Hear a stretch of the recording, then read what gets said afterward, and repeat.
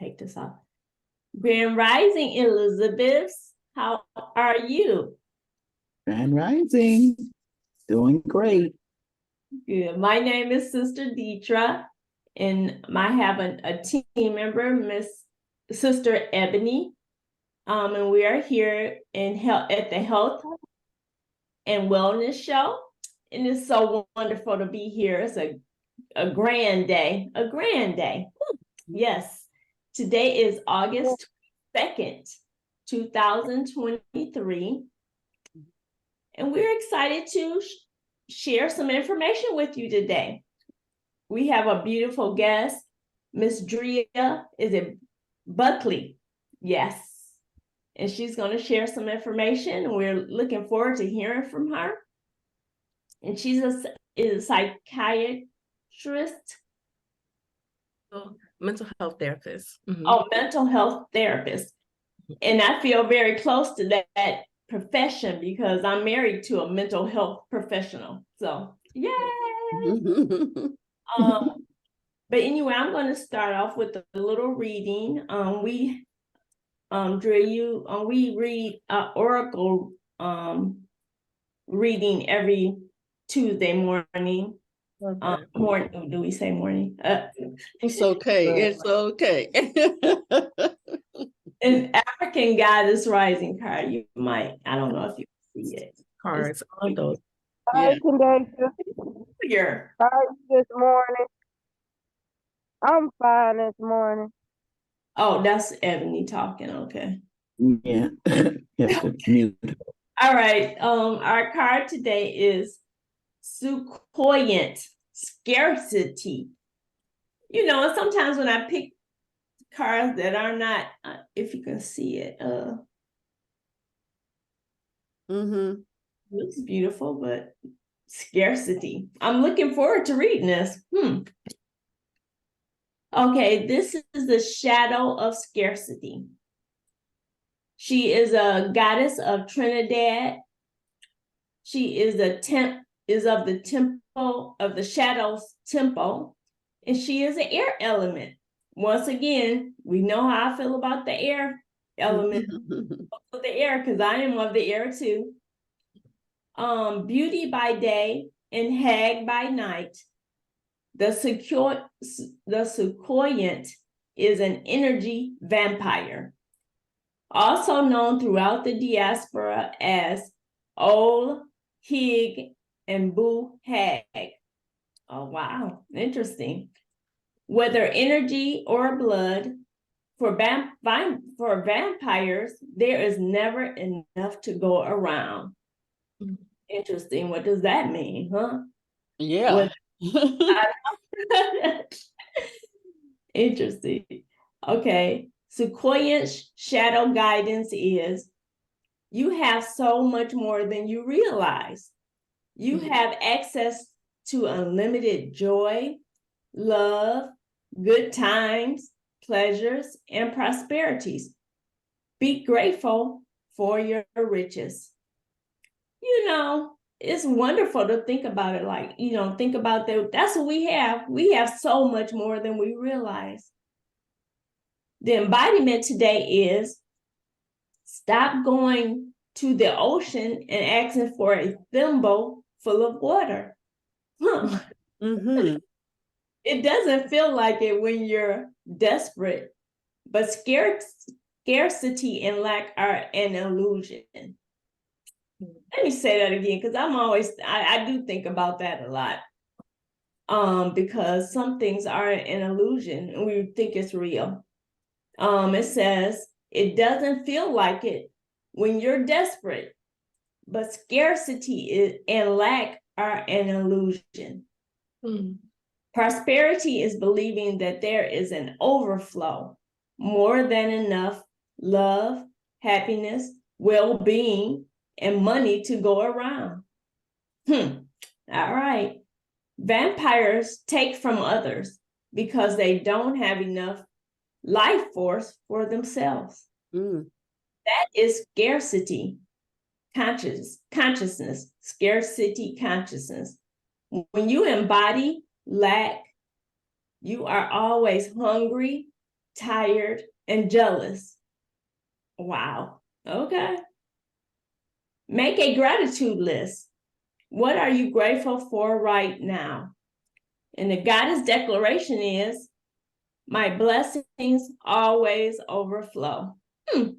I love that. I love that. Does anyone care to share what they think about the reading today? Woo. Well, I know that let me put my glasses on so I can see what I wrote.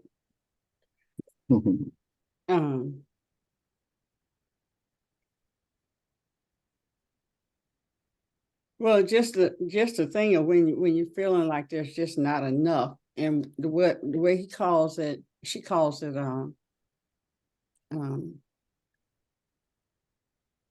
a vampire. You just don't have enough. You always have to take from somebody else, or even if you're not taking from someone else, you are.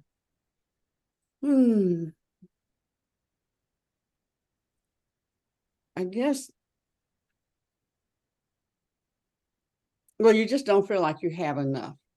And if you don't have enough, that means you got to take it from somebody else, or you feel like you have to take it from somewhere else, because you cannot figure out how to value what you have and use what you have.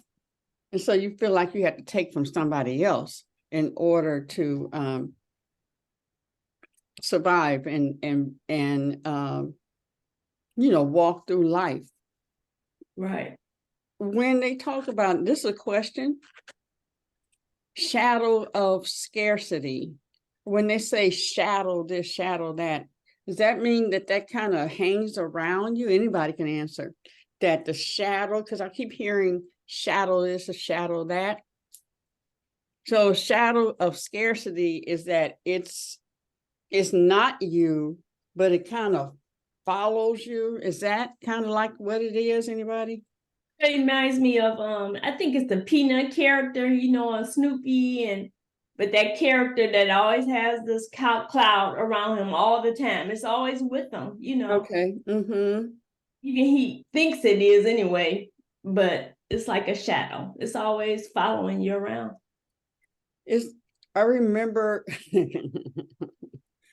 I remember when my son used to get mad at the sun, SUN, because it would always be following him. Okay. And so we used to laugh about that. But then I went to a ball game, and there was like a 3-year-old, and it kept running. You know what it was running from? His shadow. The shadow. I mean, literally, it just kept running and screaming because he was upset that something was following him. It's so funny. All the adults are laughing, the little kid running around screaming because the shadow is following. So, wow. I guess yeah. Okay, but I get it. So it's just that shadow. In other words, it's not you. It's not really you. It's that shadow that's you feel like it's attacking you, and you always have to do something to get it to go away some. Yeah. Ebony, come on and enlighten me. So I suffer from a scarcity shadow, and I do a lot of shadow work. It's a lot of it's like a fight with the ego. My ego leads in my scarcity mindset. Okay, thank you. I'm out to find you. And yeah, I wish I could talk more about it, but yeah, I just got into work. But yeah, that's the shadow that I work heavily on, and it really just comes with having self-compassion and having that moment to self.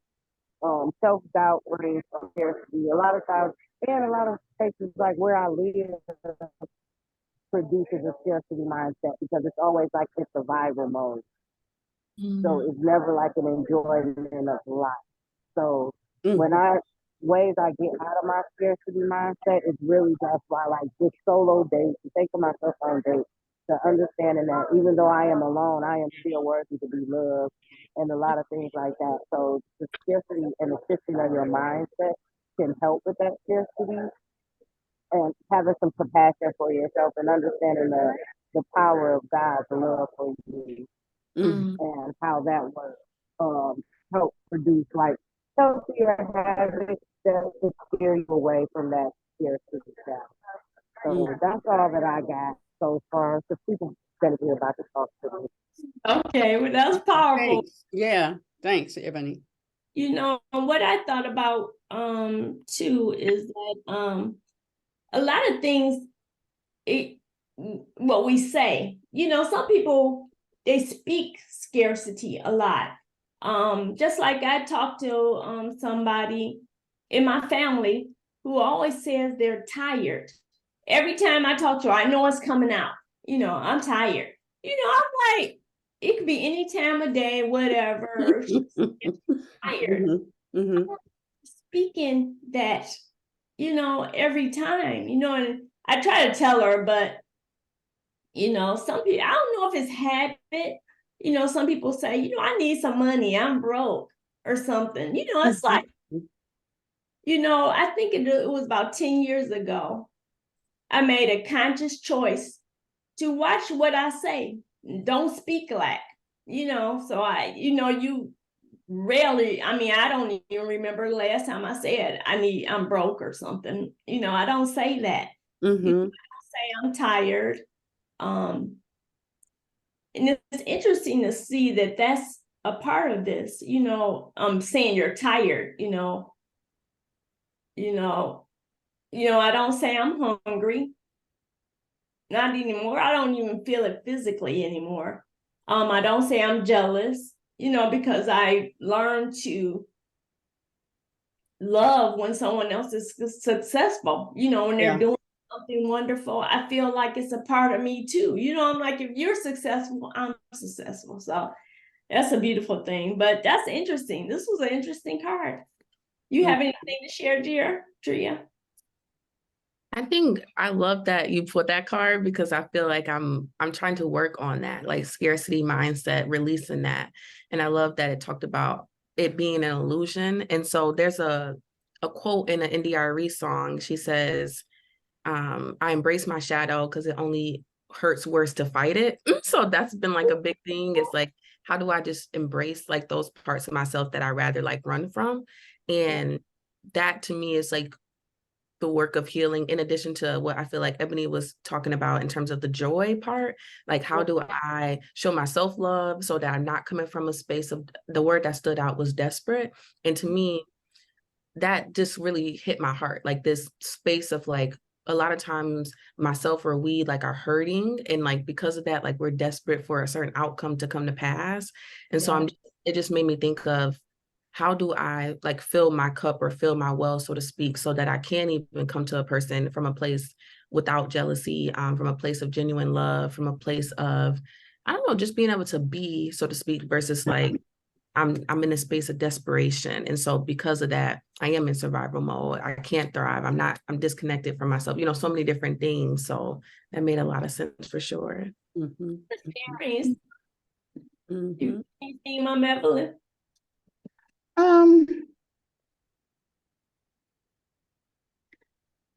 I think I've come a long way from the lack thinking. So the shadow for me is in the background a lot more. It comes out, and then because I change my mind immediately or I recognize what it is, it's off. Yes. You know, let me give an example here. Yeah, I am attempting to raise money for two things that I want to have happen. Yeah. And the results that I would have anticipated are not coming, but the ideas of how to accomplish these things the ideas keep coming. So I just go with it. And then back off of the outcome.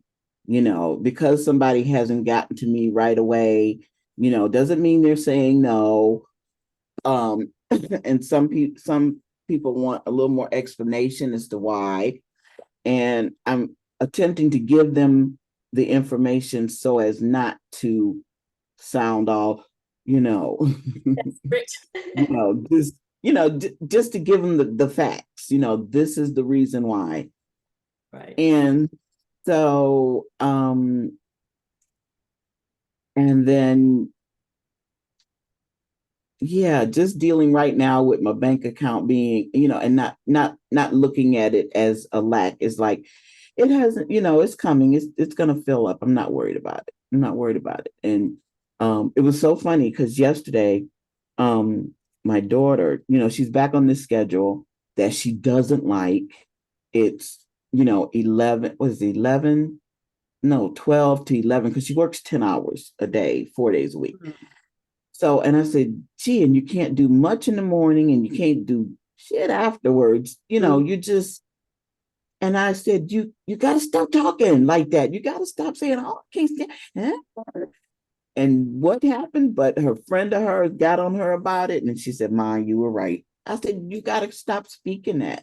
This is temporary. These people have their issues with their devices. It's not personal.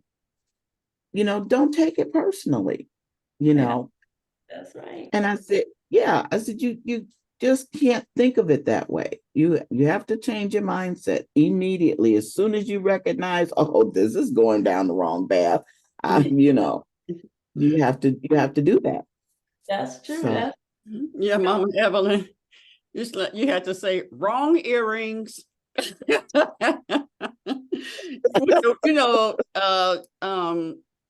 Drea, Mama makes earrings. She writes sayings, affirmations, and stuff on there. So that's what I'm saying. With your daughters, wrong earrings, take them off for all of us, and put on the right words. Yeah. Yeah, and then just in that, in the analogy of the earrings, is the earrings are right next to your mouth and right next to your ears. So if we have the wrong sayings, and then people are reading your earrings, and then so they're either projecting that back to you, or hopefully, they say, I don't agree with your earrings. And then she takes them off and she puts something powerful, and to see the joy. Yeah, now that right there. Yeah. That's a little preaching right there for those coming up there. But you have positive sayings, but the analogy is the same. It's right there next to your ear. It's what you are saying to people, because people are reading. Yeah. What you chose to put on. Nobody came and put the words on you. You chose the words, put them on there, like what you're telling your daughter. Yeah. Yeah. Earrings. Yeah. Make some earrings for her that causes her to change. Oh, whenever she says something, say, oh, these are the earrings you want to wear today. No, I don't want to wear. Oh, yeah, I love the fact that when I'm out, people say, what do your earrings say? And then, it resonates with them, most of the time. And yesterday when I went to and got my teeth cleaned, she's not, I don't know if she's a dentist, but the person that scrapes the plaque off, and so she read this one and she really liked this one. And then she read this one, but then when I turned it around, she said, ooh, okay. It was like it taken aback. But most people like this one because this is the way I feel most days. So and what is it saying? Oh, well, this one says, don't, let's see. It says, don't judge my story by the chapter you walked in on. Ooh. Oh, I like that. What's on the other Yeah. side? Oh, it says it's the same thing on both sides. Because Okay. sometimes I put different sayings, but this one required my saying two sayings on it. So it's a test that assumption at your earliest convenience. Okay. In other words, fuck around and find out. Oh wow, oh wow. You know, when you first shared your what you thought about the reading, I thought about the four agreements. Mhm. We have read that here as well. And I thought about that.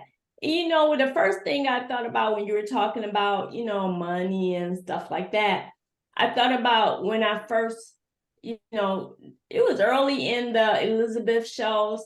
You were talking about you wanted a car, Mama Evelyn, and you Mhm. get one. You have one now, so it's you have that manifestation. So whatever you want, you know, it will be manifest. So Mhm. that's wonderful. But thanks for sharing. Um, if there's nothing else, I want to introduce our guest, Miss Drea Buckley. I don't know how you know Ebony. Did you meet her or somewhere?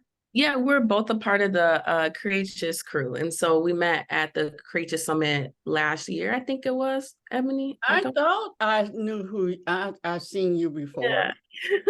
Yeah, I was one of the elders. It was really good. So I'm grateful for her for sure. Mhm.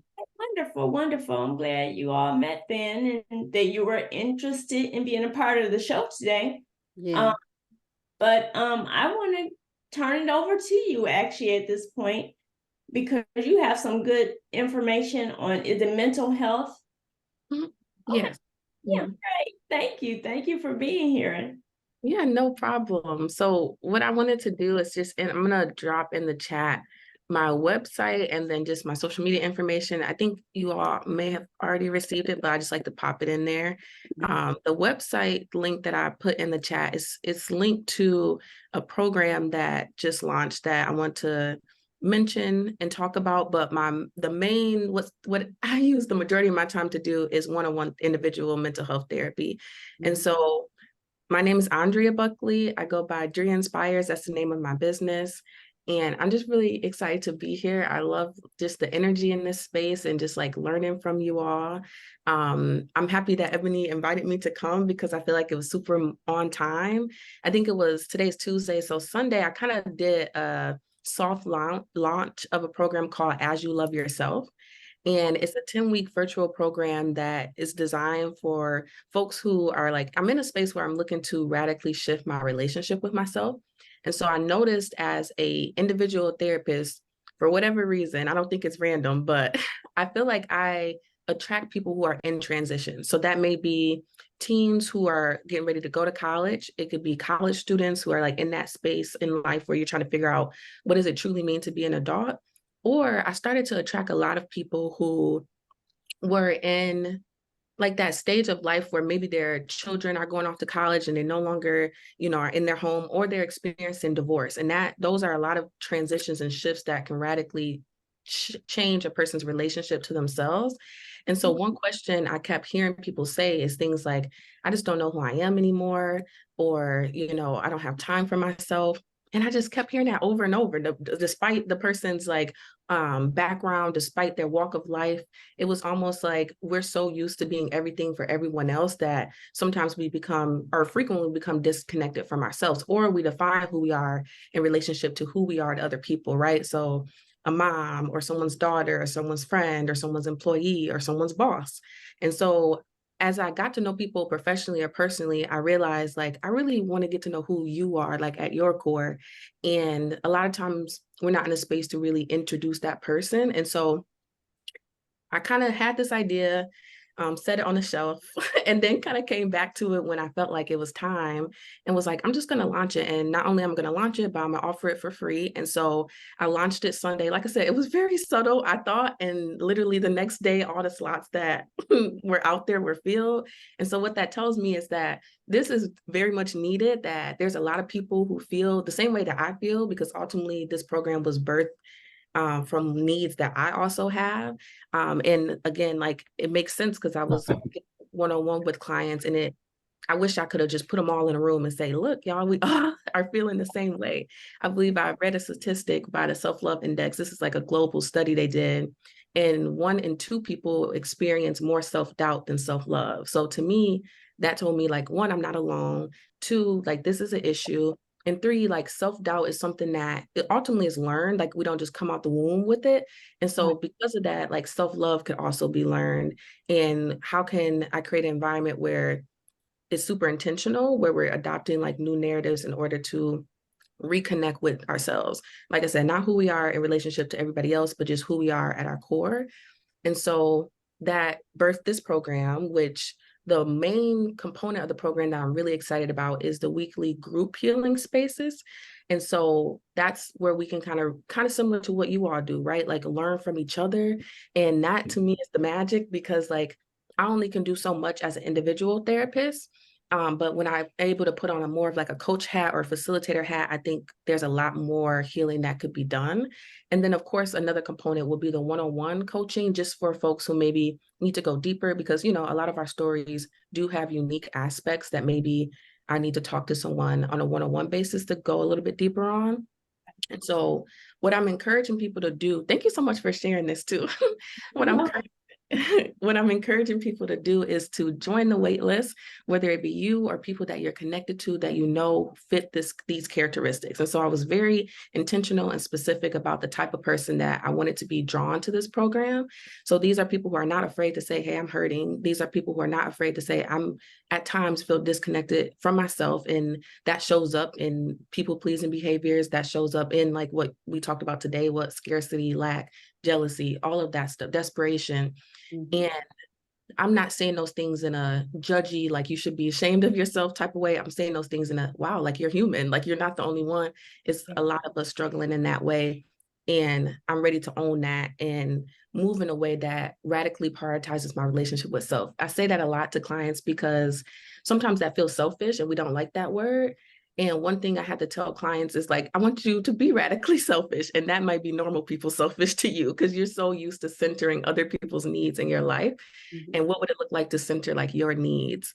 And again, I don't know how many, I feel like I said that over and over and over. And so I was like, okay, God, like, we got to do something about this. Let's just create a program, a space where people can talk about this, because this is something that people are afraid to maybe talk about in like their support networks or aren't, I don't know what it is, but I just wanted to create a space that's intentional for that. So while my primary, you know, again, purpose, so to speak, or time spent in my business is one-on-one individual mental health therapy, I also really, really enjoy group therapy or group work, which is what drew me to this space. And so the folks that join the wait list, I'm going to reach out to them if, you know, the current cohort, if someone can no longer attend, or they can be like first in line for the next cohort, which would be at the beginning of the year.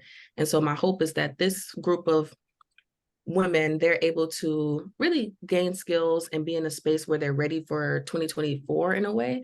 But the way that I really see the program is like, we're going to be doing this work over and over again together. Like there's no destination, there's no end point. But I do think there are narratives and skill sets that could be adopted and learned that can make this work a little bit less like confusing or add a little bit more of an element of ease. And so that's the program right here that's on the screen. The things that I didn't touch on, it's just the participants will walk away with the self-care toolkit. And then one of my favorite parts is the interactive poetry discussion. This part, I wanted to do a book club because I love to read and I just can be reading multiple books at a time. But I realized, you know, people are busy. Not everybody enjoys reading and everybody doesn't read at the same pace. And so what we're going to do instead is dive into a couple of poetry readings, which, you know, those typically are easier to read, shorter to read, and they speak to your heart. And so I realize when I'm reading poetry, it's reading me in a way, it's speaking to my soul. And so I want that type of content in the program because a lot of times we're too much in our heads. I'll say I'm too much in my head. And so a lot of the literature that I may read, the theory, is speaking to my head, and that's great. But we got to speak to our hearts. That's why there's this disconnect. Like we know all this stuff, but we don't be applying it sometimes. And I think that's because sometimes we lead with our heads and not our hearts. And so I feel like I'm in a place where God's like reconnecting me to my heart, because I was taught like, oh, that maybe that's cheesy, or maybe that you shouldn't do that, or that's irresponsible. But actually that's the space where there's creativity, there's authenticity. What else? Like, it's just been a space of healing for me. And so that's what I want for the participants. I want folks to come to the space and say like, what I read spoke to my heart, not just my head. Mhm. Yeah. So that's the program. That's my business. I put my Instagram in the chat. And then for folks who are on Facebook, I'm just Drea Inspires on Facebook. And I guess I can also put my email in here, but that is all on the website just in case. But I'll put it here so it's easily accessible. Okay, do you know where you're where you're receiving most of your people to join your program? Where are they? Like geographic wise, you're saying? Yeah, say it again. Are you saying like geographic location? Yeah, yeah. Yeah, so most of them are from Michigan, but I do got a couple people who like Arizona, Florida, it's on the wait list from they're from the islands. What is the island? St. Thomas, if that makes sense. So like there's other people, anybody can join from anywhere really, as long as they have the availability of that Sunday at 5 o'clock Eastern Standard Time. But because I'm based in Michigan, I think most people are drawn to me from Michigan for sure. Okay, wonderful. Yeah, so you do it virtually. You do it virtually, of course. Okay. Yes. Mhm. Oh, wonderful. That sounds wonderful. I think I want to join. That would be fun. Yes, please join. Please sign up for the wait list. Please share the link. I really think that a lot of people will benefit from this program and need this program. I think it's one that I haven't heard of a program like this, meaning like most of the programs that I've been in, it's about me and my business. It's about me and my relationships, like trying to be a person who learns how to have healthier relationships, or whether that be romantic, platonic, or familial, but not something that's just like, it's just about you, if that makes sense. And so I'm excited about that for sure. Okay. Mom, No, I was just thinking about our song and our challenge. Is there an age limit? Because I mean, do you take on children? Well, my grandson is 12. Mhm. Or do you know of someone? Because his father, miraculously, my daughter was just very surprised that because he's with his dad for the summer, not far away, but RJ has anger issues. I think all kids do in a way, and he just gets angry over this, things that I look at and I'm like, it's not that deep, dude. Yeah. You can't, but I know that's not what I should say to him, so I don't say anything. I just wait until he calms himself down, and just, as he's in the middle of it or whatever he's upset about, I said, breathe. And I was in breathe and remember to breathe, and then his father said, he was going to see about getting him some to see a psychotherapist, and himself. And I was like, oh, wow. you know his dad. I was like, well, I support you in going through with that. Right. So I was just wondering if you had a program for younger kids. Yeah, no, I don't. I used to work with kids the first 3 years after grad school. So they do have a special place in my heart. But right now my priority is if I do work with young people, it is like folks in like high school. So and typically it's their senior year. I didn't even publicize this. I just feel like they're drawn more to me, but I don't work with I guess like what do they call it? Like folks in middle school or elementary school and things of that nature. Yeah, But he's 12. He's just starting in the 6th grade. So a couple more years maybe. But I really do. oops, I'm sorry, I didn't mean to interrupt. I was just gonna say I'm always happy to like send like referral, because I do know people who do work with young people, so that may be something that's helpful too. Yeah, you need a referral. Okay. Right. Ebony. All So excited to have you, Drea. I am so excited. So I just wanted to ask you if for the people that pretty much miss or maybe not have the capacity to attend your program right now, but are still in need of like some techniques to get them through it. What are some universal things that we can do to keep our mindset in a healthy place, to promote self-love and compassion to ourselves? What are some things that we can do, or even like something universal, like even like Mama Evelyn said, for if you go for children and adults, like what are some universal things that we can do? Yeah, no, that makes sense. Thank you for asking me that question because I just feel like this is again like my passion point. There's so many thoughts that come in my head, but to be honest, what instantly came up was what you mentioned earlier, which is like the solo dates. Like I'm a big advocate of solo dates, even if sometimes a lot of people that I've worked with, they may have never even like lived alone because I get that's not accessible for everybody. But if you just are able to spend time alone intentionally, I find that that increases like your self-awareness. And then it also increases this idea of like, I think earlier you talked about it's almost like implying that, hey, I'm worthy of love, even outside the context of being in a relationship to someone else. So when someone else starts to, behave in a way that makes me feel like I'm not worthy of love, I'm not left with just myself and not knowing what to do or to reinforce a different message. And so just quality time with self, quality time is my love language. But if you have a different love language, it's like, how do I show that love language towards myself? And the purpose of this isn't to say like, oh, you don't need anybody and just to be independent and to be by yourself in that way. It's more so about like, how do I get clear about who I am on an individual level so that I can show up in the communities where I can authentically belong anyway, if that makes sense, where I can really even be a benefit to the communities that I'm a part of and not, again, like the behaviors you all mentioned before, right? Like the scarcity, the lack, the jealousy, et cetera, et cetera. And so in short, like quality time with self. The second thing I'm thinking about is find ways to connect with your body. And so if that's like movement, if that's exercise, if that's doing things like meditation or yoga, anything that reconnects you back to your body, because oftentimes we become disconnected from our bodies for a lot of different reasons. Think about maybe women who just had a baby. As your body changes, a lot of times that can disconnect you from your body. Think about just like young teenagers who are struggling with body image because they don't look like the people they see, on TV. Think about just sometimes how we store trauma in our body. And so maybe I've experienced something as a young person or even as an adult, and that changed my relationship with my body. Think about, things like sexual assault or sexual trauma, things of that nature.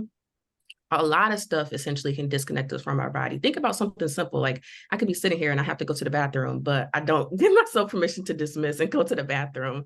That is, ignore my bodily urges, or I'm hungry and my stomach rumbling and I don't feed it, or I'm full and I keep going, like anything that disconnects you from your body, I feel like impacts your relationship with yourself. So being intentional about reconnecting to your body. And just for the sake of the space, the last thing I'll say is giving yourself permission to feel. I think that's been the hardest thing because sometimes it's hard to like admit that like I'm experiencing grief, right? Or I'm feeling insecure, or maybe I am feeling jealous. And that in and of itself is not negative. It's more so about how I respond to those emotions, how I react from those particular places. Maybe, I woke up and I'm just like, I'm feeling lonely. Like some of those emotions we kind of stigmatize and we kind of make ourselves feel like we're wrong if we're feeling those things for whatever reasons. And so it's like, how do I give myself permission to be childlike, to be like, soothed or held, whatever that looks like, given like your support network or like what you have access to, even if it's just I'm in this room by myself, so that I can just be human. That's like been the biggest thing. Like, how can I release my attachment to perfectionism, whatever my definition of that is, and just show up for the messy version of who I am in this moment? Do you get what I'm saying? Yes. Yeah. Wonderfully said. Ooh, I got one question really fast so we can get the sister deepest question. But just about the I have a question about alone. I've been alone for a long time to the point that I'm like really and like I see most times, like when invited somewhere, I would choose to be alone Mhm. instead of engaging in outside activities or engage like hanging out, being outside. Like I would really prefer to be alone. Mhm. So is there a space or a time where kind of being too alone can be unhealthy or not safe? Like, what is the balance to alone interaction? Kind of what's a good, safe, healthy way of doing that?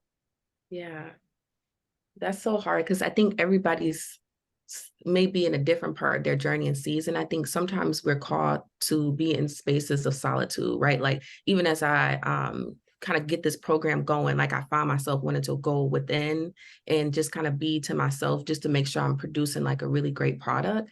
That doesn't mean that I don't want to be in relationship with others. It just means that there's a focus that I need right now, or like spiritually, right? There may be something that I need to be downloaded, or I need, to move through that is alone. Like some part of our journeys, I really think that nobody can tell you anything except for you. Like it's an inner wisdom that like you have to tap into. But then at the same time, sometimes I feel like I could be resistant to community. And that could be because of my own stuff, my own childhood trauma. And we're technically really wired for connection. And so it's like, how can I lean into community as well? So even being in this space with you all, like you all kind of reflect myself back to me, right? Like little thoughts and, coming in my head, like I'm hearing what you say and I'm having a reaction to what you're saying. That stuff is priceless. And if I just walk through this life by myself, I wouldn't get that. I wouldn't get y'all stories. Like y'all have come from different walks of life. Y'all have lived longer than me, if that makes sense. Like I need that. And I also need to reconnect to myself because again, my journey is also going to be very much unique than the folks that are in this space as well. So I think it's just like a balance. And I've heard that this idea of people get into the point where it's like, I'm good with myself. I feel content in my skin. I'm okay with being time alone. That's great. Now I'm thinking about, okay, how can what is my desire as it relates to community? What is my desire when it relates to my hopes for my romantic future? Like it depends on what you want. And so if I get real with myself, I know like, at least for me, like I love love, if that makes sense. Like I want to explore that version of my life. Like I love bringing people together and hosting things. So I want to make time for that. But sometimes we're in a space of like emotional, mental, and spiritual fatigue where I can't even show up in the way that I want to show up for others. And again, I do need to kind of recharge and replenish my energy. But it's just like that balance, like kind of take an assessment of like where am I at and what kind of future do I want? Do I truly want to be alone? If that is the thing, okay, cool. But if I know that like I'm a relational being and I know community matters, sometimes I do have to be like, all right, let me get out the house a little bit and let me go connect with this person who, obviously enriches my life, right? Like let me get up at 8 a.m. in the morning and connect with this community because they enrich my life, even though sometimes maybe I don't feel like I want to get up, right? Or I don't want to be seen. That's scary, if that makes sense. So yeah. Okay, you speak about connecting with, my body, connecting with what's going on with me. And yesterday I ordered a yoni steam stool with herbs and everything, and it came yesterday, right? And I'm all excited, yeah, Ebony. And my husband was like, what is that? And I explained to him what it was. He understood because I've been talking about eggs and gemstones and everything. So he understood. But, it was interesting because my mother-in-law, she's almost 80 years old and she has dementia. And she looked at it and she's like, what is that? And I explained to her what it was. And she looked at me like I was crazy. Like, what you doing? What's that all about? I said it deals with your private parts. But it's interesting because now I'm in a stage of deciding when I'm going to use it. I need time to really be in a moment for me, just for me, and understanding how my body is accepting it, or whatever. So that was a good point you made about connecting with the body, because I'm really into that nowadays. Yeah. No, me too. I'm happy for you that you took that step and just said, hey, this is just for me, and I'm going to prioritize myself in this way. And I'm going to wait until I can be present with myself. So that's exciting for sure. Yeah. Yes, yes. Mm. Does anyone have anything else to share? Deetra, where did you order your supplies for the yoni steam? Amazon.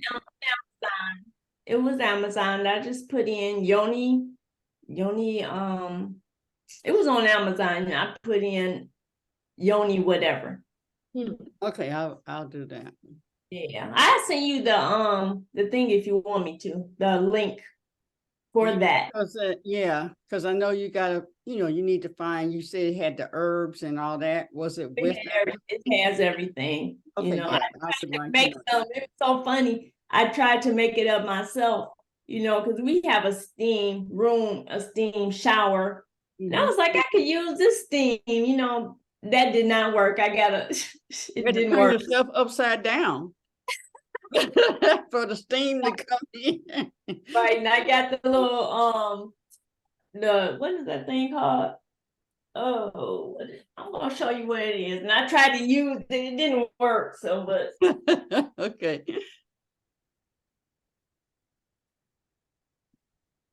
it was a little thing like this. I could put the herbs in there and the oil and the little stuff, the little steam come out. Mm-hmm. I'm trying to do a little something. Mm-hmm. But Look at Mama. Yeah, you know how we try to do stuff. I've done that. I've had that once, and it was with Danielle when she had a place over here in Detroit, and yeah, it was interesting. It got kind of okay, we got to take a break and get some. Yeah, the steam and a fan going at the same time, right? Yeah, that's Yeah. oh goodness. It's so much. It's so much to do to self-care. Yeah, and when you were talking about with the card reading with the vampire time, that's what I called my daughter and my grandson, time vampires. You sap up my time with stuff that you don't need to take up with it, So now I've just learned to politely say no, no. She'll walk in. Can you do my hair today? No, no. You're gonna have to make an appointment. Yeah, we're gonna have to agree on the time for me to, even though it doesn't take long out of my day. It doesn't take long because she washes it and conditions it, but I'm the one that blows dries it and flat irons, and it's like, no, I really don't feel like being in that space today. And it's humid. Why are you trying to no, take that back. Why are you attempting to fight Mother Nature? Okay. Oh, I don't fight Mother Nature.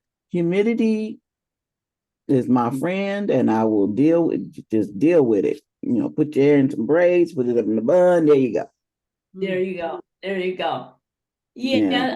So another elder in another group I'm a part of, she shared the same thing. She said she's elderly. She said a lot of people, look to those that are retired as somebody they can just call on anytime. And she said, no, she says, I have time for me, but just because I'm not working doesn't mean I can do anything for you. She said, no, don't do that. I don't like, she didn't like when people called on her just because. And by her being older, she said, they think so much, and you can give so much knowledge to any and everything. But, she don't want to be caught on everything, just because she's free to come to a meeting or something and she have all this knowledge. She said, no, don't think I'm going to be available for everything. So that's Yeah. I love taking time from I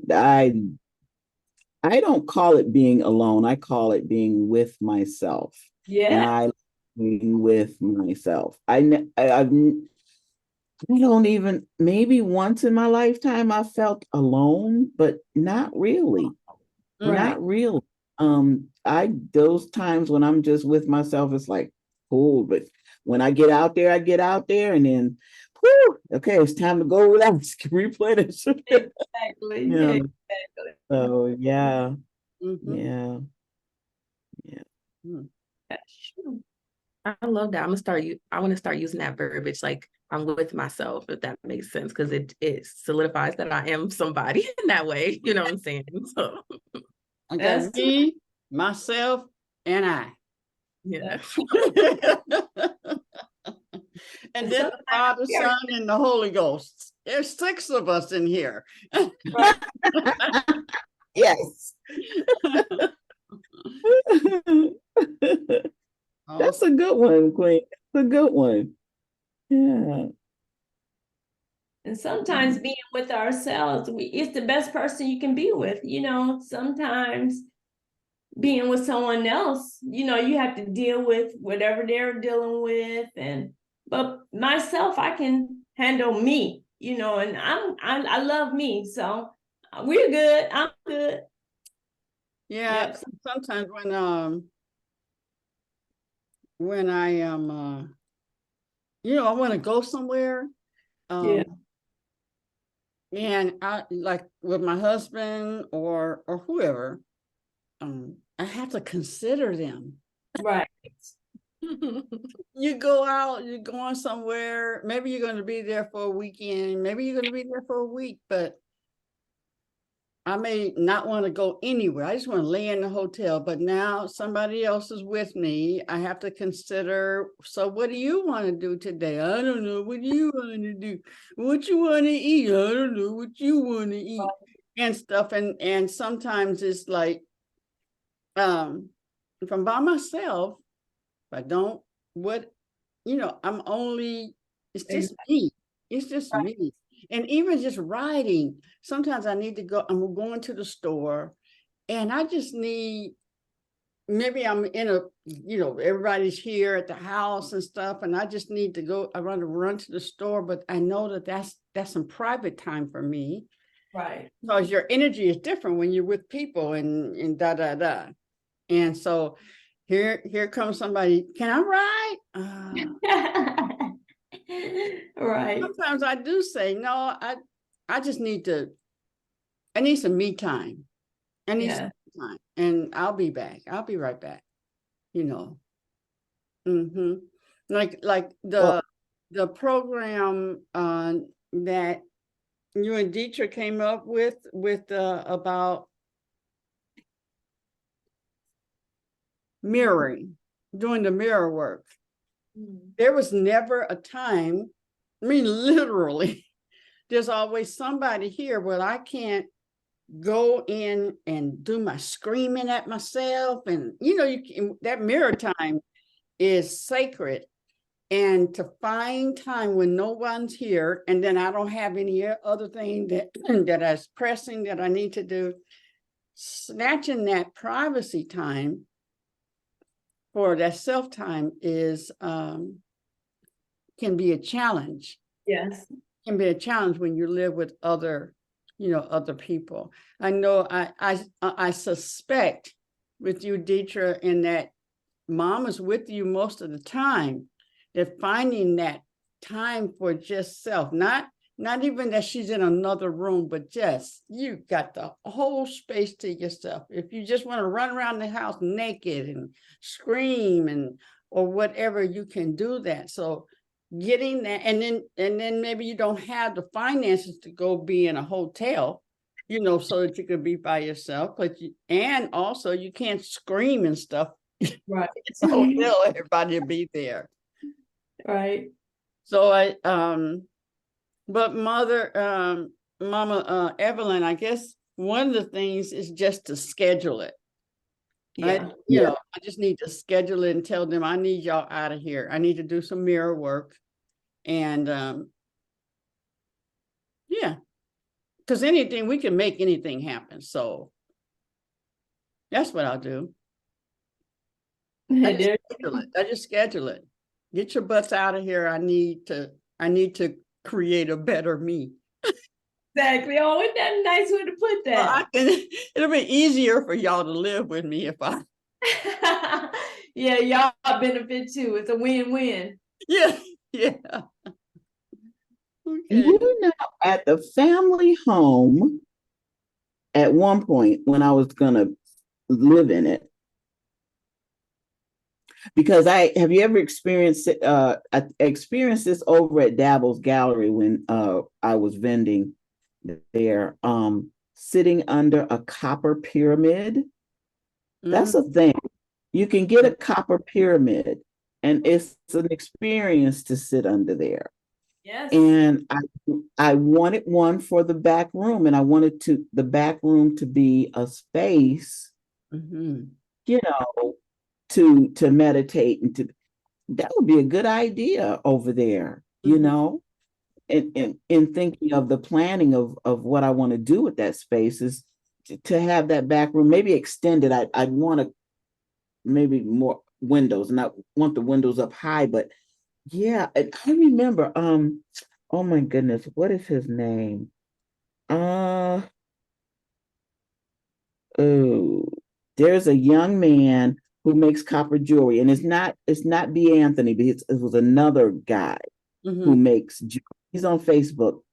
You may have met him. He has dreads also, a little short, cute, little dark chocolate. I can't remember his name.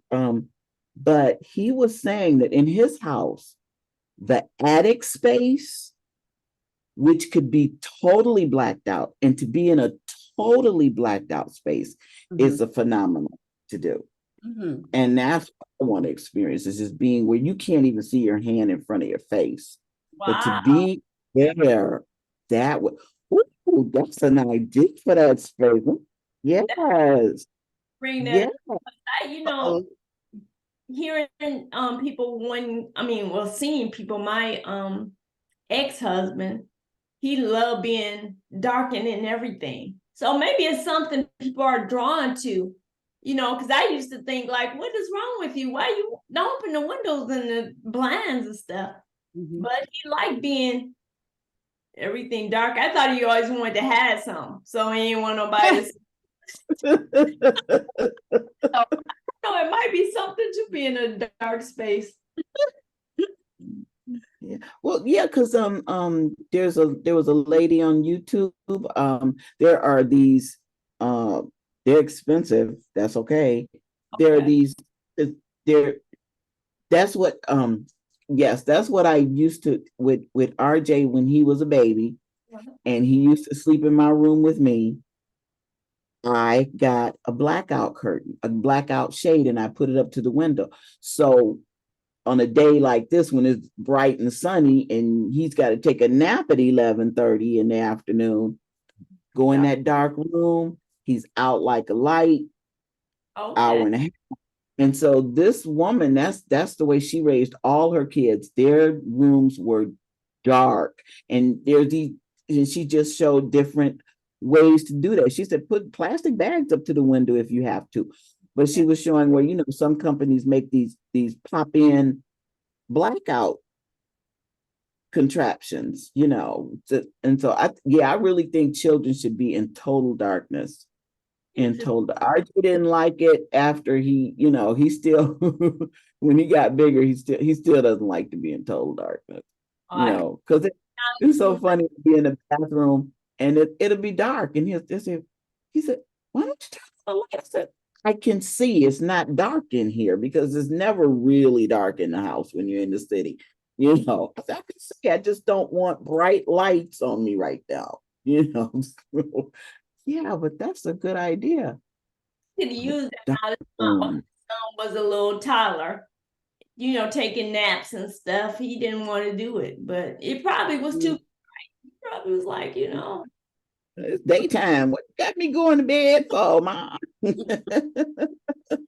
Exactly. Because I know even with me now taking daytime naps, you know, I do cover things, cut lights off, darken things. So that's true. It works for me too. Mm-hmm. That's something. Mm-hmm. I'm just thinking about like just the symbolism of like being in a dark space or dark room and like either having to surrender and trusting everything okay, or like just being able to navigate through it. Like you said, I can still see here. That stood out to me. Just it gave me this sense of like it's gonna be okay even when things are dark. But I'm like the opposite. My people make fun of me because I'll sleep in the middle of this, like the sun could be shining on me and I'm still falling asleep, if that makes sense. Like I don't know what it is. I can sleep anywhere, but I love again like that symbolism of like when things are dark, it's still okay, you know? Yes, yes, yes. Yeah, I'm one that when I go to bed, I crack the blinds. And when I'm laying there, see there's a window there, and I really like looking out. You know, I didn't even think about it. It needs to be jet black and stuff. And my husband, he'll come in. No, leave it alone. When I get up, I'll close them because he doesn't come to bed until he's the vampire. He's up all night, goes to bed 7 o'clock. Sometimes I come up down here. He's on the couch, sleep. And he has to go up to a room that is bright, you know, and he sleeps like that. See, look at her. She getting sleepy right now. Goodness, oh, that's so funny. Talk about sleep. Me and Describing sleepy. I do. I am not. I'm not one that likes the jet black. Yeah, that total darkness. I do like, and the other loft that I was in, oh my God, there was a big window and stuff. And then, you know, we would have slumber parties over there, and like we would do retreats and stuff. And I would always grab that spot. Everybody bring their blow up beds or, you know, whatever. I'd go right there with that spot. And cause I just kind of daydream, and I just think about everything, and I can see the sky and stuff. That's beautiful. That's beauty to me. So just being in black darkness and and I know, Mama Evelyn, you guys were talking about the benefits of being just black and you're sleeping and not having that. Well, I don't know who I would be if I was in jet black, but I'm okay with what I have now. Because that's all I have, right?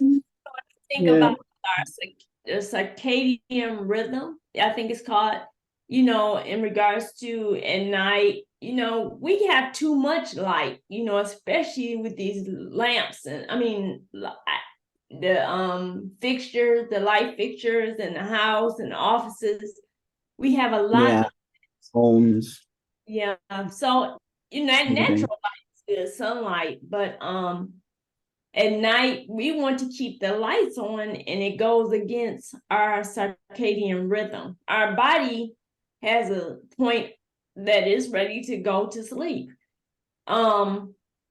It's time to shut it down, but we want to keep all lights on and TVs and all these things. Oh yeah.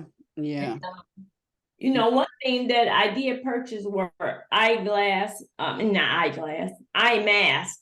Yeah. Darken everything. Literally, I sleep so good. I had them on before I came to the show this morning, and I was running behind. I'm like, oh my God, I slept over the time. But my sleep was so good. I was so rested because I did not have anything interfering with that rest. So that's something to think about, darkening things. Yeah. Yeah, I just like that natural light. I don't like lamps and stuff, and Right. but the beauty of night to me. And I know that even when you look outside, you got lights on to keep Right. the streets, kind of illuminated for people who are walking, because you do not want to be outside unless you know where you're at, to be out and blackness. I Right. saw blackness when I went on a cruise. And when you're out there and there's nothing out in the water, you're the only the boat is the Vessel. only light that you're Mhm. in. You look out there and it's like, oh Lord. Yeah, it's massive. Well, Sheena's house is situated so that these rooms on this side of the house, which is the south side of the house, and RJ's room is the south side, get the moonlight. If it's full moonlight, you can see That's the what I'm talking moon. about. I Yes. love that. Mhm. And I can sit in here, I'll raise the shade and I'll see the moon. It's really nice. Mhm. Really nice. Yeah, we see the moon and it shines on the water at night. Mhm. And we have all these windows, we see everything. But yeah, that moonlight is nice. It's beautiful. Yeah. Yeah. Drea, do you you have an office? Do you do one-on-one personal, or do they physically, or is it online? And do you do both? Yeah, so my business is pretty much virtual, but I do have an office space. It's in like the Ann Arbor Ipsy area. And that a lot of times I'm seeing college students who maybe live with a bunch of girls or, don't have access to like a confidential space. But I'm really primarily seeing folks virtual, especially the pandemic just kind of made it where it's really inconvenient for people to even travel here because they're all over Michigan. So yeah. But I Mhm. wanted to say one thing that stood out to me when y'all were sharing about darkness, because that's just really resonated with me for some reason. It's making me think like my home is also like the way I don't know the directions because I'm bad with directions, but on one side it's like really bright. And then if I go to the other side, it's like really dark because there's a bunch of trees over there. And I just always like that balance. And it's making me think of like just the importance of balance. But earlier, you were mentioning this idea of sometimes people are saying like, I'm tired, I'm tired, I'm tired. And it's making me think of like, a lot of times when people are saying that, it's more than just like physical tiredness. And so it's like, unless maybe they're just not getting sleep, a lot of times I might get enough sleep, but I'm still tired, like mentally, emotionally, spiritually. And I'm wondering, I'm trying to like parallel, sometimes my mind just thinks visually, like sometimes that mental, emotional, and spiritual fatigue comes from not being willing to sit with the stuff that maybe feels like dark, because we have this negative connotation with darkness, right? Because of our society, it's scary, it's like all these different things. We don't see it as beautiful, but the way that y'all are describing it right now, it's like, no, it's just a part of life. It's just a part of like how things work, and that's okay. And I don't know, I'm just like taking these nuggets because I want to like incorporate them and embody them when I'm talking to people. But I feel like this is really refreshing conversation for sure. Mhm. Mhm. Sharon, I mean, what you said about being tired, sitting with that internal Yeah. issues that's going on, that's key. Because the person I talk to that's always tired, I wonder if she's really going deep into what's going on inside of her. That would be interesting to talk about, subtly talk about. It's a way you have to talk about it. Mhm. I don't want her to feel attacked or anything. Yeah, because one thing might be just if somebody said, so you physically tired? Yeah. No, I get you. Yeah, oh, are you mentally tired? Or Right. just where is it, so to help her to decipher where Right. it is. Just, And especially maybe if it's a person that says it all the time. I'm just tired. Well, it can't be, or it could. I'm going to say that it can't be because she wants to be. She's Right. stuck somewhere. And sometimes asking little questions like that, oh, Right. I never thought about that. You know what? It is, I'm kind of emotionally tired. There's so much going on, blah, blah, blah, blah, blah. So at least you know how to pray. But what's interesting is that sometimes people have their stories. Yeah. Carry that story with them. I want you to feel some kind of way, sorry for me or sad for me or whatever. So I'm going to tell you I'm tired and I'm this, I'm that. So you can give me comfort or whatever. You know, that's the Mhm. story. Yes, Ebony. So I love this. I love this topic. So I'm often tired. But I do a lot. But I've never felt tired until um I'm shaping my perspective. I'm shaping my perspective, guys. So I take when I feel tired as God and my guides are calling me to rest so I can tune in Mhm. because it's something that's going on outside of me that's a little heavier than what I can take. So that's when I feel that heaviness, I actually like put myself on bed rest. So I put myself in a space of time out because I'm always going.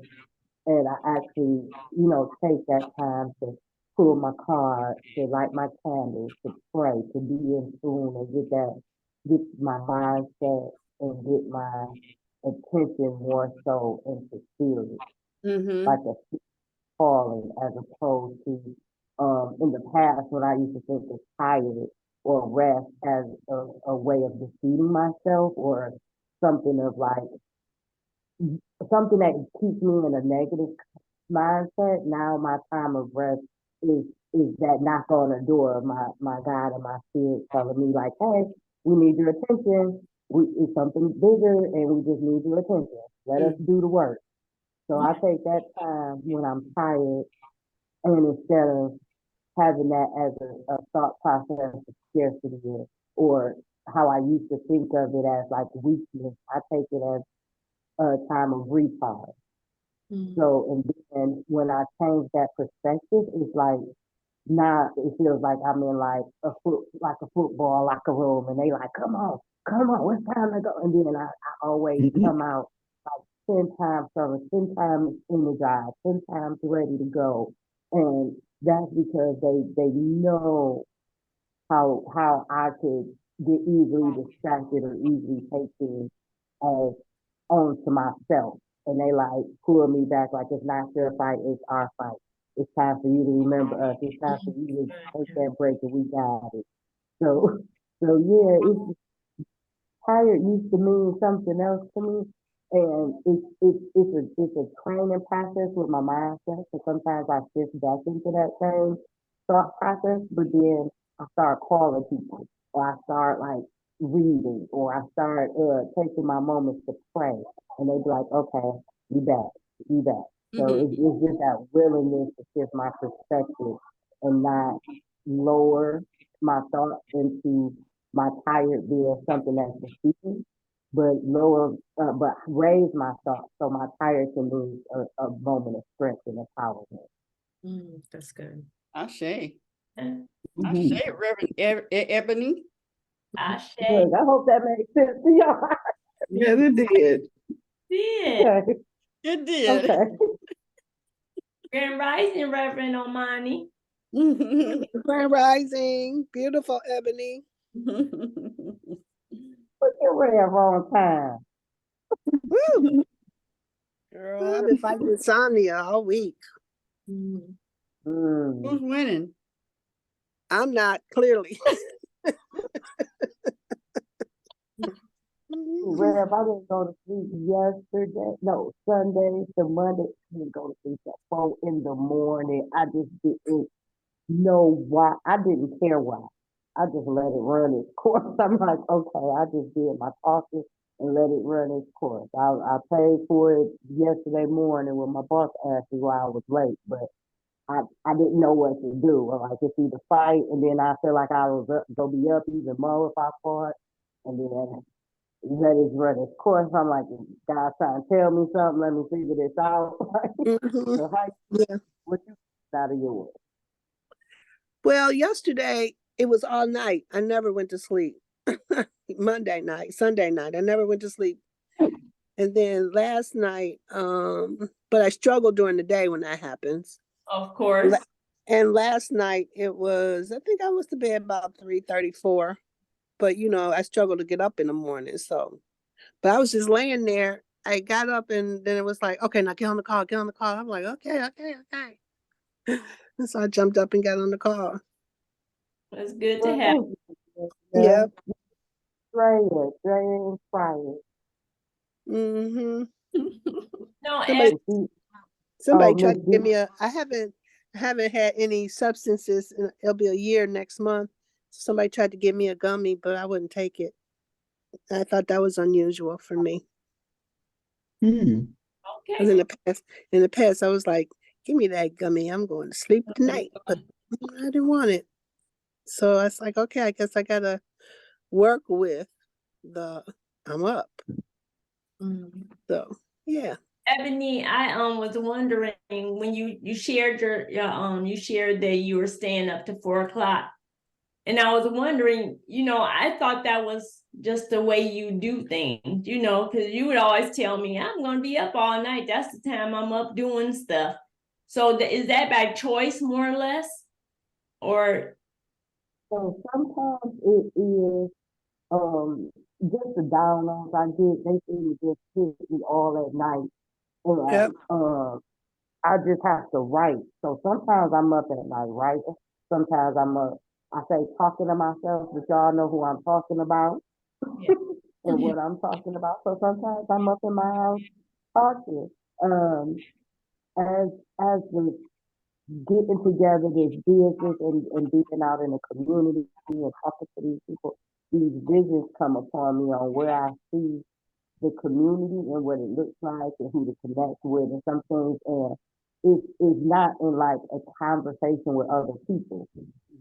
So Mm-hmm. sometimes I'm like, I gotta catch these gems and like write them down and then Mm-hmm. who people are. And sometimes I'm just sharing some of the things that's holding me back, Mm, honestly, to say it out loud. Because if I don't say it out loud, it makes my shadow and my ego bigger. Like, Mm-hmm. yeah, girl, and because I'm in the process of shrinking it right now, uh-huh. it's just fight sometimes at night. So Rhea taught me how to pray and bring the Holy Spirit in and not just have the fight alone. Okay. So it's a process because it's something new. Yeah. So sometimes I have to like pat myself up at night, like, oh, I forgot to pray and bring the Holy Spirit in. Let me, okay. And then I settle back down. And then Okay. when I had the Holy Spirit in, girl, it just gets to like, ooh, ooh, I've been waiting for you. Ooh, ooh. Remember I've been saying this? Ooh, ooh, you about to resiliency hub, people, connection, backpack, like thug day. It's like, wee, hold on. Okay, thanks for sharing that. That's pretty good. Mm. Mm-hmm. So some gratitude even with staying up. Mm-hmm. Mm-hmm. Sister Ebony, you want to again introduce Drea so that Rev will know who we have in the midst of us, the present that we have. Yeah. Yay. So this is my creative sister, Drea. I met her at the Creative Summit. I immediately gravitated to her and found out that she is a mental health specialist. Is it specialist? Yeah, she's Therapist, a mental everybody. therapist specialist. She gets you together from the inside out. We really connected when we came connected about solo dates and taking solo dates and just being more compassionate with yourself and taking a journey with yourself and being like patient in the journey and also finding joy in the journey. And that's what her program and her business is about. And she does have a program that she's offering for free that's usually for sale. So I just wanted her to share with everybody about it, how it works, what we can do to support her, and things of that nature. I saw the flyer. A flyer. Okay. I'm like, who talking now? I saw the flyer and her program about self-love. I think that's the thing that had me come out of my sleep. Like, okay, go see what this sister is talking about. But yeah, because to be so young and talking about self-love already, I was like, wow, look at this. So I did get inspired by that. Mhm. That you're already into self-love, and it took some of us years to finally go, oh, wait a minute, self-love missing. So that's really good. What had you get into, what had you start to focus in on self-love was the issue? Yeah, like, Bonnie, ooh, excuse me, can you come on camera yet? Sure, Thank you. oh, perfect. So thank you so much, Ebony. You're so nice. And I love when people always like miss what did they say? They say titles over me that I haven't yet embodied, but maybe that's like a, future thing. But I like the specialist, but I'm a mental health therapist, and I was telling everyone about the program As You Love Yourself. And really the program was birthed from my own experience. And so so much stuff that I can't even get to the whole story, but I will say I started living alone when I was 20, and I think I've been living alone for like the last, what would that be, like 5 years, if that makes sense.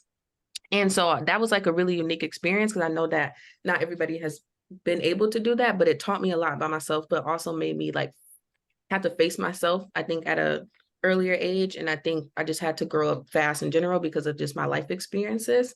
But what made me think about the program was just the same themes that kept coming up with my one-on-one clients. And so I was telling everyone, people would say things like, I don't know who I am anymore, or, they didn't know even what they liked. Like, what do you like to do? What do you like to do for fun? A lot of people didn't know who they were outside of their relationships to other people or to their career. And not that those things aren't important, but I think for me, I always want to know, like, who are you, like, outside of all of those things? Who are you at your core? And so we've just been kind of chewing on that and talking through that today. And I've been learning a lot from the women in this space.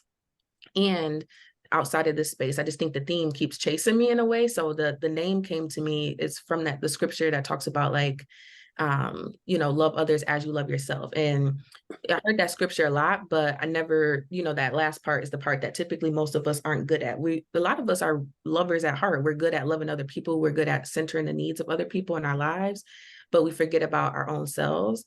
And I don't think that God loves like you all any more than he loves me, if that makes sense, or, whatever you believe. So I just had to remind myself that like my needs also matter. And so it just almost like was beating me up. And then eventually, like, it was like something that I had to be like, okay, what can I create to find my tribe, people who are also like in this headspace and are trying to do this work, and to create a space for people to wrestle with these ideas alone, but then also in the context of community.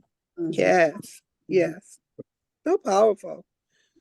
Yeah. I always thought, love your neighbor as you love yourself. I'm like, people just don't love themselves because they certainly don't love their neighbor. So they cannot love themselves. I got that. I'm a Buddhist, but one of my assignments was to read the Bible. And when I read the Bible, when I got to Matthew, I was like, well, Matthew, everything you need to do is right here in Matthew. And then I'm like, okay, but ain't nobody doing it. That's the problem, right? So I totally get what you're saying, that if you don't love yourself, how can you love your neighbor? You cannot. Yeah. And that, a lot of literature, I talked a little bit about poetry, how that also had themes of like self-love and going within. I also got to go to like Bali, and they practice Hinduism. And a woman that I worked with, she talked about like spirituality is reconnecting with yourself. And I was like, that just touched me in a way that was really powerful, because growing up, my faith, but when I thought about my faith, I thought it was more so disconnecting myself from my faith, right? I mean, myself, right? Like my faith is bad, right?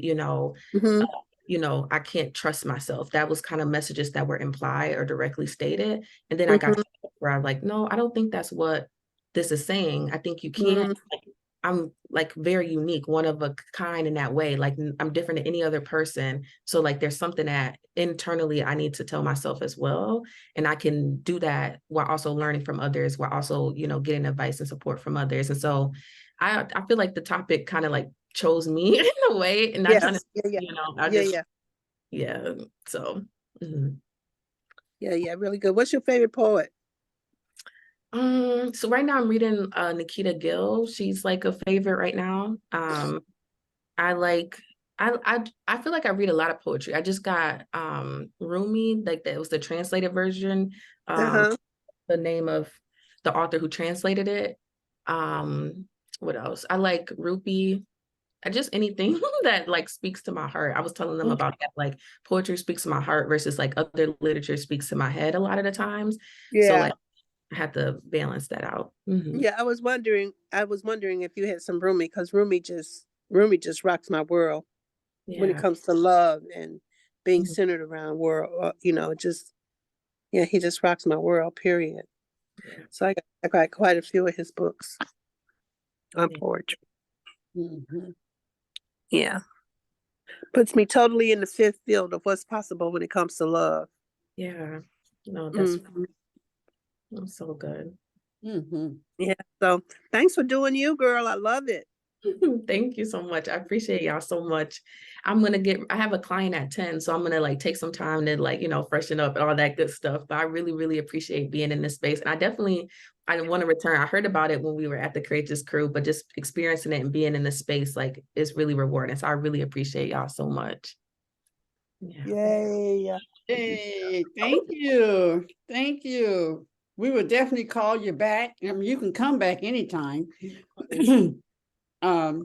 But and not but and workshops or things that we create, we definitely want to have you to come and speak or do some workshops. Yeah. And I love how you laid your program out. Thank you. I'm going to steal a few things. Go, yeah, I'm stealing from y'all too. So I love that. So thank you. I'm going to send you a song called It's About Me. Yeah, thank you. And maybe you can use it as one of your theme songs, because it is about that we don't take time for ourselves. And she goes through the entire day with the children pulling on her. Today, it's about me. Then she goes to the store, and then then she calls her boss and tries to get some time off. So I'm gonna have to dock your pay. Well, whatever, because today it's about me. Yeah. And then she goes to the store, and it's $1,000, and she says, "Oh, there's always some bills back there that I need to pay rather than spend the money on me." But she said, "But today it's about me." I love that. Later on that night, it's time for her and her special one, and she ain't doing no work. She said he has to take her clothes off and massage her and do everything. I'm not even getting on top because I'm not going to work. I'm going to lay there because today it's about me. I love that. Yeah. Yeah. So I will send that to you. And it is for people who just don't take time for themselves. They're given to everybody else. But today, at least this one day, it's about me. I'll send it to you, honey. I'll get your information. I think you wrote it in the chat. Yeah. Did you do your email? Yeah, it's in there. Does it still show up? I can put it again just in case. Let me see. I think you did.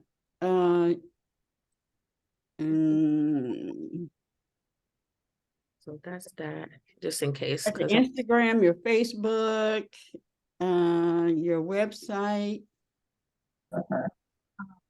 Oh, okay. I see it. I see it. Thank you for coming. You're a beautiful sister, queen inside and out.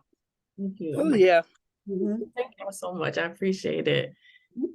This makes my heart so full. Thank y'all. I really, really, really appreciate it. And I definitely will be seeing y'all again. I hope the rest of the call goes well and we'll connect again. Thanks, Ebony, too.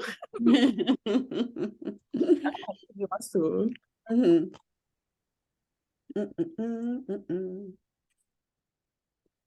Good job, Ebony. You sisters have been having some great, both of you and Deetra, bringing in some great speakers and stuff. So thank you. Thank you for doing that. This is great. Yeah. So what else is new in regards to the Elizabeths? Anything new on your mind about where you want us to go, or just in general? Yeah, I know. Well, I definitely need to have a gathering of all the guests. I mean, not guests, all the hosts, Uh-huh. and then we can create what's next. Okay, okay. Because I'm sure after a year, Yes. some ideas of where we could go, what we need to implement, what we need to take out, what we need to do around and doing whatever it takes to be on time. And other things like being just like too, I'm gonna say TOO relaxed. Okay. And we have guests coming on and we're not, we're laying in the bed or we're all that kind of stuff. So that we require more of ourselves than what we have been given out in order for us to go to another level. Okay, okay. Because I've always said that this is like our rehearsal for, being on TV or being whatever that is next for us. Yeah. And, I tell you, I'm like Rev, I don't know where God is taking us, but I know it's always higher. Yeah. Always deeper. And we want to be better stewards over this. And now that we went through the whole the conference and stuff, and our attention was shifted. Yeah. But we want to get back to this and promoting and inviting other people. So we're not just talking to each other every day. So that kind of thing, and what ideas that we all have, because basically each day is your show. It's your show to invite your people to hear what you have to say and what you want to share. So you want to bring your friends and not just, us. And that's why we're getting into these low LULL, as you won't say it like that. These laws, whatever, of space around this time where we're running out of things to share. And then we're like, kind of, okay, what? And then somebody new, well, not new in our relationship, but somebody else will come on, and then we're starting up another conversation, and we are all hyped again, and it's time to shut it down. Yeah. So we just want to up our game. No, nothing's wrong, nothing's bad, but we want to up our game. We want to go to the next level in life, and as it relates to our responsibility that God has given us, and talking and sharing and empowering, and then drawing them back. Oh, I gotta come back. So that's where we just all think on that. Think on that. Let's create something, pray about it, and see what God has given for your show. And then if each person does what God say for their shows, wow, we got 5 days to impact people every week. Right. Yeah. And so my challenge is I have my music coming out. Hug Detroit will be over Sunday, so we won't have to worry about that. And then the business and the shop and the kitchen and things like that. So it's Okay. yeah. So we just all Okay, yeah, so I just want to make an announcement that I will not be in town next Tuesday. I'll be in California until I guess that Wednesday. Next Wednesday. I'll be leaving Thursday. So you are always in my heart, always. Yeah. But I probably will not be on the call though. But you never know. I might I bring them on in too. So I was like, come on, y'all. And they were. It's all good. So Ebony, it's on you, boo.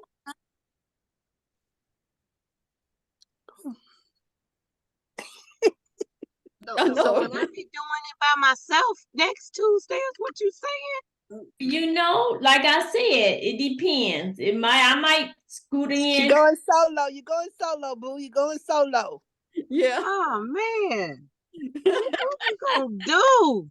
You a big girl now. You giving me reins of the ship? Oh my goodness! Oh my God! Bring that reverend spirit you had this morning when you was talking. Ooh, that's why I've been up. That's It's like, I apparently don't know that's what why I I've been just up said. all night. No, I know. Yeah, yes, Yeah. yes, yes, yes. Mm-mm-mm-mm. Yeah, but thank you for bringing Drea on, you know, inviting her. I really enjoyed what she had to share. Mhm. Welcome. I really enjoy her, and I'm almost 40. I'm 39, and Mhm. I just got to the self-love, acceptance of being, spending that time with myself and indulging and actually not being self-conscious about it. Because I'm oftentimes alone, but I was always like self-conscious. Now I'm like, whoo, foxy mama like thing. But Drea is so young and she's in it. And I think that's so beautiful because she's so young and Yeah. she thoroughly enjoys herself. Like if you follow her page and look at the places that she be going, like she just went to Bali. I don't know if she explained that to y'all, but she just went to Bali and she went to a whole like spatial retreat where she did yoga. She was in the woods. She did like the sound bowl healing. She did this whole like experience by herself. And Wow. it's like, whoo, that's so beautiful. The strength in just where she can explore by herself is beautiful. Not to mention she is beautiful. It's like, oh my goodness. And she's so young. That's how I'm like, y'all are so young in this creators group and phenomenal. Yes, I yes. think that with the internet, these young people, see, they can explore the world. They're not just stuck. Mhm. Even if the world is out there. But me, when I start putting the word luxury in, it opened up way beyond the United States. It just opened up. And so these children are not afraid because they can see it's like next door. It's like, hey girl, hey, how you doing, Ebony? Da, da, da. And I know you're right there. But now they can do that, and the person is in Japan, and the person in there, and they're your best friend because of communication. That's where the friendship comes through communication. And I like how you talk. I like how you walk. I like how all that. I can relate to that. And so, and opportunities. I mean, you don't remember, but to call long distance was a big charge. We had to pay a lot of money to call long distance, and don't do collect. I used to do on Edie. Collect, you have to collect call from Sheba.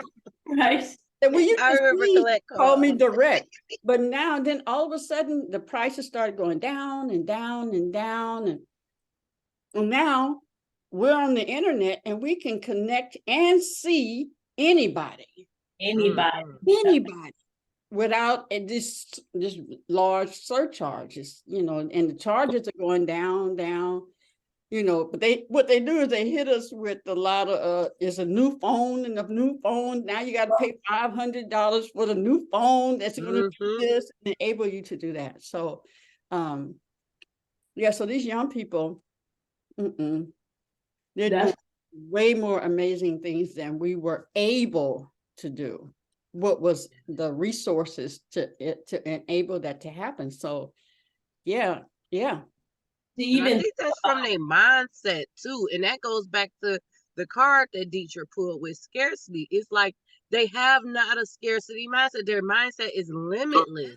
Right. Like it's so limitless that it's actually obtainable. And it's a lot of times like we Like sometimes we let our scarcity limit us. Mhm, And that shadow, like suppressing that shadow limits us a lot. mhm. And then we think it's not obtainable for us when it's obtainable for all. God makes it attainable for all of us. Mhm. That's We're all true. limitless. It's the shift of your perspective. Yeah, And I the think about children nowadays don't have that. They don't have that like scared. I don't like they have that freedom of just free, like the freedom of limitless possibilities. yes, yes, yes. That's true. What were you gonna say, Deetra? Oh, okay. No. I was thinking about my children. They're growing up. Well, they're grown now though.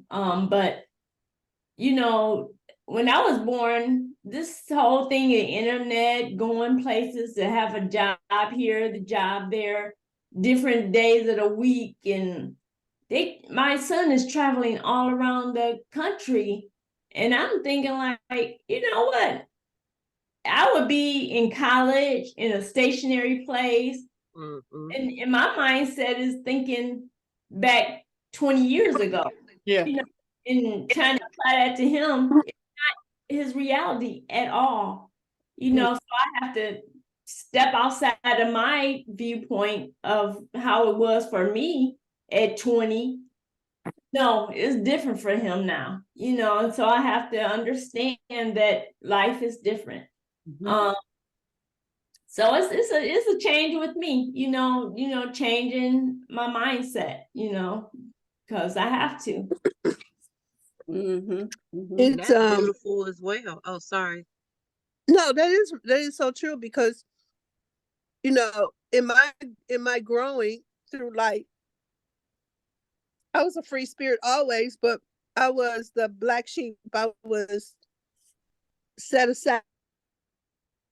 I was like different because I wanted to travel. I wanted to see the world. Mhm. Nothing was conventional. I didn't want to get married. My generation was like get married, have some kids, and live. I didn't want to do that. I was like, no, Yeah. right? I didn't. Having a baby didn't look cute to me. It looked like that was painful, right? It looked. It didn't look good. I was It like, no, is I don't want. painful. It is I know. painful. You were right. I was like, no. And then after I go through that, I still got to take care of them for 18 years plus. Oh no, that's all right. Mm-hmm. And just having that attitude, it was a problem for people that's how I thought. And I wanted to go places and right. It's like, and when I really look at the places I've been, like I done took some ground. And for me, it's like, I ain't even seen Europe yet. Right? Well, that's where I'm like, hey, what's the deal? I didn't even see Europe yet. And, Mhm. I've been, okay, I made it to Africa, but I need to go to, it's like more times, right? So I can Mm-hmm. really just sort of get the conversation that the kids are in because people like me had to break the mold. It was a Yeah, mold that my generation got put in. And I just always fought the mold, Mhm, mhm, mhm. right? I didn't want a 9 to 5 job. I couldn't, those were difficult for me. Right? So I just had to learn how to follow my heart and follow my dream. well, good for you. Woo-wee. Yeah. Yeah. Mm-hmm. Because some people don't even have the inkling to want to do something different. Yeah. I was okay. I wanted to go with the status quo.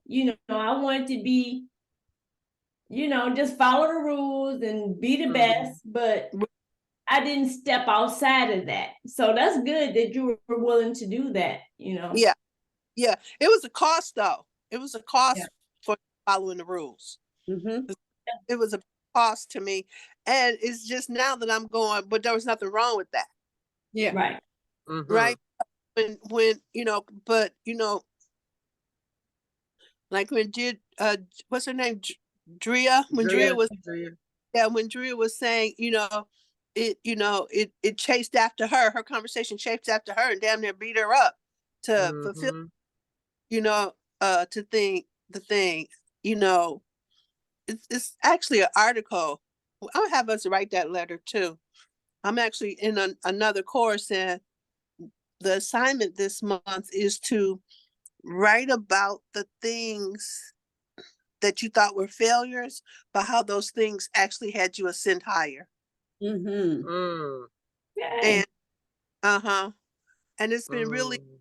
powerful for me to really look at that, because one thing I notice is people always remember their failures, not so much their success. Mm-hmm. Oh, Right? that's so perfect. That's so perfect at the Mimi I just seen. Oh, that's so aligned. I seen, I don't know if y'all watched The Lion King, the original, the cartoon. Uh-huh. And the Lion King, I just seen a Mimi of the what's his name? The bamboo the baboon, Uh-huh. the the master, and he bopped Simba on the head. And it was about pretty much with, if you, he said, ouch, why'd you do that? That hurts. He said, because letting go, it hurts, or it teaches you something. And he tried to bop him up on his head again, and he ducked and he missed it. And he said, there you go, you learned something. I, that, that's kind of what you just said. Yes. Mm-hmm. I'm like, oh my goodness, it just came around again. Mm-hmm. We learned that hurt. Oh, Yes, yeah. yes. So But Yeah. you don't dwell on it. yeah, things in life. Okay, you Yeah. acknowledged it hurt, but when it came back around, did you do the same thing? No. You learn from that failure. Yep. Yep. Yep. Oh, that's so beautiful. Mm-hmm. So yeah. Mm-hmm. Well, I want to know what's going on. All y'all looking cute this morning. Ebony looking cute. Ebony looking cute. Queen of Duty. Wait, y'all. What, y'all got the cute alert? I missed it. Oh, I'm sorry. I got Oh, the pinky dinky on today. I I love the pink. know. I love the pink. Mm-hmm. I know. That is And so then the good. Elizabeth shirts, it's either Yeah. cute today or Elizabeth shirt day. Mm-hmm. Oh yeah, Khadija got hers on too. Mm-hmm. Yeah. We didn't get the memo, y'all. We Mm-mm. Girl. We figuring and, it out. and Rev got green on representing money.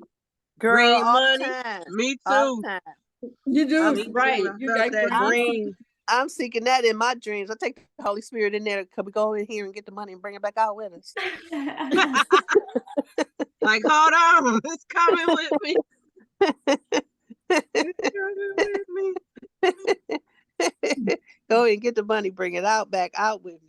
But So listen, y'all, this is so funny. I'm at my pre-service at work, and I'm laughing because everybody know me, and I'm not sure how they know me. Like the higher ups done said Ebony. Like people like, oh, you're Ebony. Like, what is going on? Mm-hmm. Who's saying what, and what is being said? You know what? I don't even care. Hi, good morning. Yes, it is I. Good morning.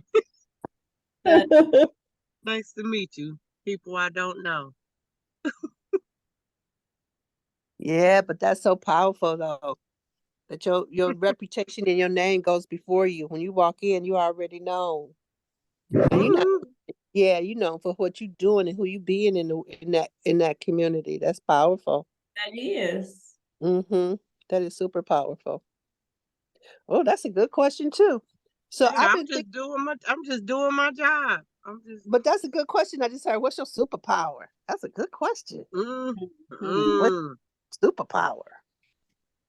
I want to share this one. We're actually two different things. So it was on well, one of them things that run.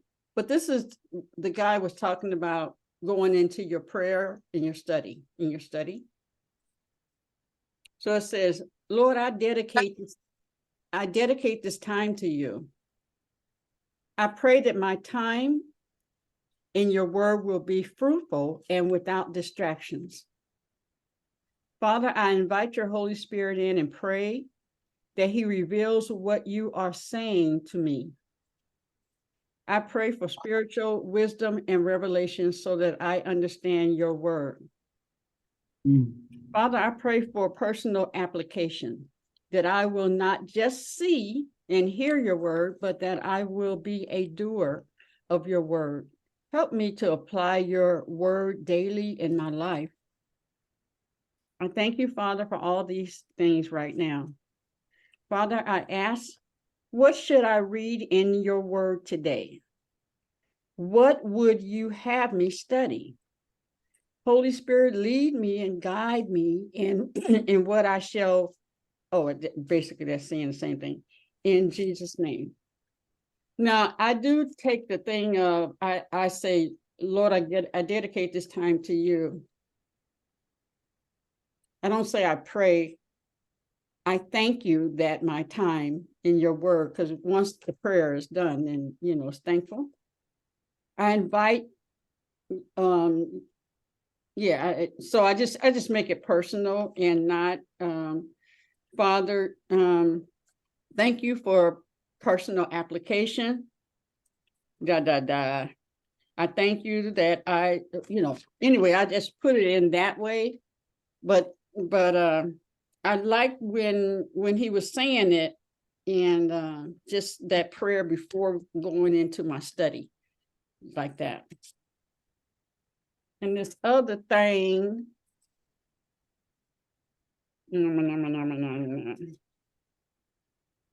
oh, okay, so this is what this one was saying. Never blame anyone in your life. Good people give you happiness. Bad people give you experience. Worst people give you a lesson. And the best people give you memories.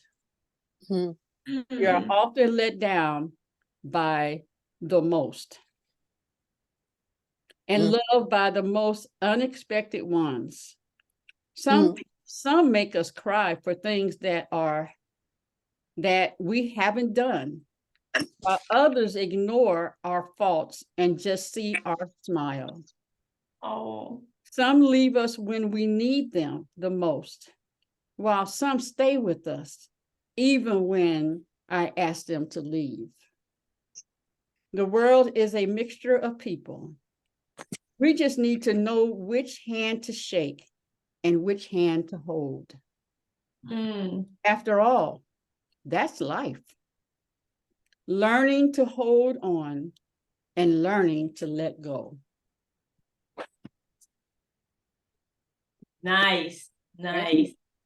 I love that, Queen. That's another confirmation. Look, so I'll be up all night thinking, this is so beautiful. This is so beautiful because just for me personally, I am maybe that's what I'm gonna talk about next week, is looking for love in all the wrong places. But it's really about, like, these last few days I've been up all night, a little devastated because my youth event is coming up, and a lot of the people that I rely on or I look for to support me over the years is not showing up. And I'm taking it personally instead of just understanding that it's a clearing and I have to let go because they apparently done let go already.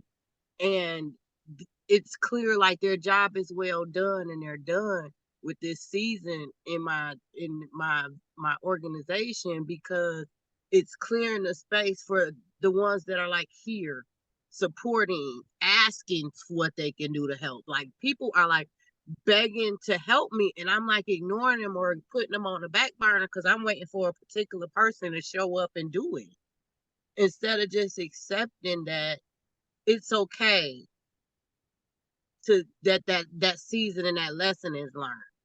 Yes. And giving these other people that are here, like, hey, I'm trying to help, what do you need? Here's my hands, I have nothing to do, I know you work here, what can I do for you? Actually giving them the leadership. And that's kind of, I'm working with my confidence in my leadership, but the confidence in my leadership is also understanding when to let people have my vision and trust that I'm giving them enough access or information to lead that part of my vision, and trust that. And what you just said was just beautiful confirmation that all of that is God still. Good for you, Ebony. Oh, that's beautiful. Right on. Oh, None of us Okay, so has the whole vision. None of us have it all. And it does, God works through all of us. And like what Rev brings to the table, I definitely can't do, but God in the vision knows that piece is important and knows when that piece needs to show up. You know what I'm saying? When that piece, because she wasn't here at the beginning. There was some other stuff. We was dealing with cultural, we were doing blah, blah, blah, blah, blah. And then when it's time for that to zero in, so giving other people opportunities, and it's not, it's not always easy to give it up, especially when we are used to a certain person or certain way. Yeah. That's when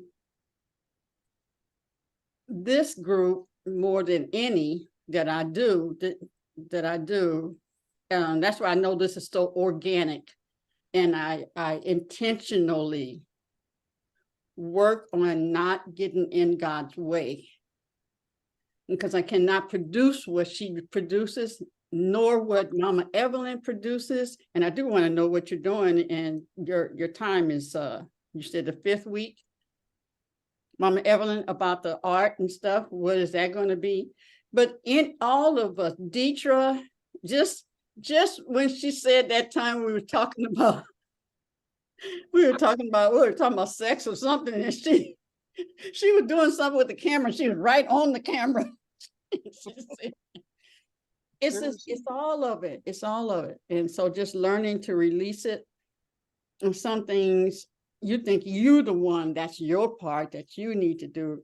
And God is trying to release you. That's what I learned in Landmark, that if I try to do everything, and real literally, it would be trying to do everything, nothing gets done.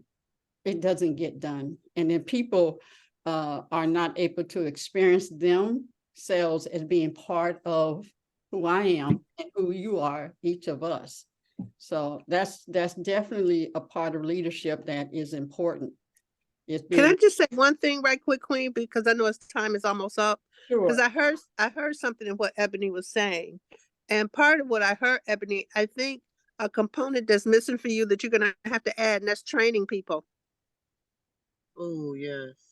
It's the Same. training people. Mhm. It's That's a good one. it's the training of people, because the people who've been there, they've trained, trued, and tied already. But now it's time for you to train the next level of leaders in the community. Mm. That's what I heard in what you were saying. Powerful. Mhm. Right. And that's going to require you letting go. And also because you got to let go from the level of leadership that you are, because there are people coming up underneath you. So if they're coming up underneath you, then that means you got to go higher. So that's the reluctancy in letting go, because you got to get bigger. Yeah. Yeah. That's what I Yeah. heard, what you were saying.